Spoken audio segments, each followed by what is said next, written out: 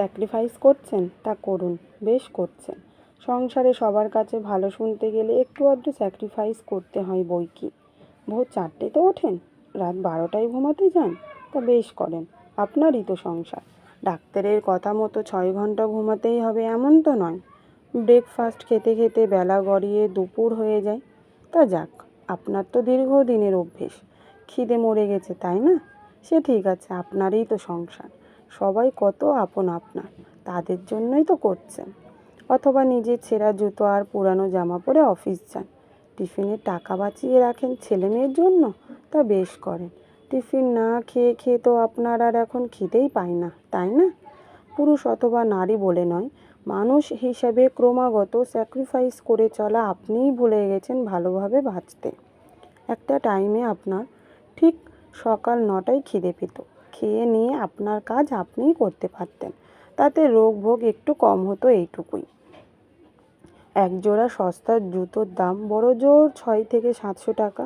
দিনের পর দিন ছেঁড়া জুতোর জন্য হীনমন্যতায় ভুগছেন। ওই সামান্য কটা টাকায় আপনার সংসারের হাল ফিরবে না, কিন্তু অফিস ঢোকার সময় আপনার হীনমন্যতাটুকু কাটবে।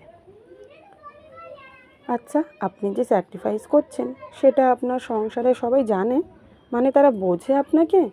আচ্ছা, আপনার প্রয়োজনে তারা নিজের একটা শখও কি বিসর্জন দেবে? নাকি ভেবেই নিয়েছে ও এইরকমই, ওর ভোর রাতে 5 বালিশ জ্বরে আর 1 ঘন্টা ঘুমাতে ইচ্ছা করে না? নাকি ভাবে এর নতুন জামা জুতো লাগে না অফিস যেতে? নাকি এটা ভাবে এই কাজগুলোর দায়িত্ব শুধু আপনার, বাকিরা কেন দায়িত্ব নেবে? নিজাম ডাকাতের পাপের ভাগ নাকি তার পরিবারের কেউই নিতে চায়নি, অথচ সে চুরি করত পরিবারের সকলের অন্নের জোগানোর জন্য। অবশ্যই সকলের দায়িত্ব আপনার, তাদের ভালো রাখার দায়িত্বও আপনার। সংসারে কেউ একটু বেশি করবে, কেউ কম, তাই বলে নিজের সবটুকু অবলীলায় বিলিয়ে দেবেন? কিন্তু খেয়াল রাখবেন, যাদের বিলিয়ে দিচ্ছেন তারা এটাকে তাদের প্রাপ্য হিসেবে যেন ধরে না নেয়, তাহলে কিন্তু দিনের শেষে মনে হবে আপনি শুধুই দিতে এসেছেন, প্রাপ্তির ঘর শূন্য।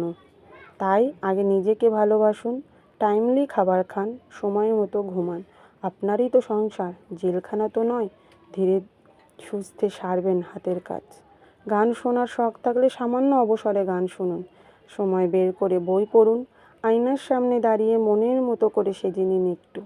নিজের হাজার অভাবের মধ্যে আর 5 জনের জন্য যেমন কিনছেন তেমনই নিজের পোশাকও কিনুন।